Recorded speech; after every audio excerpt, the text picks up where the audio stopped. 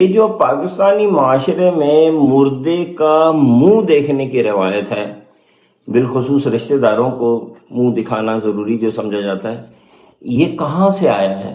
کوئی بتانا پسند کرے گا مجھے؟ یہ قرآن میں ہے؟ نہیں ہے۔ حدیث میں نہیں ہے۔ نہج البلاغہ اتنی بڑی کتاب ہے، اس میں نہیں ہے۔ امام غزالی نے کہا ہے، امام ابو حنیفہ نے کہا ہے، یہ کس نے کہا ہے؟ پلیز کوئی مجھے بتائے۔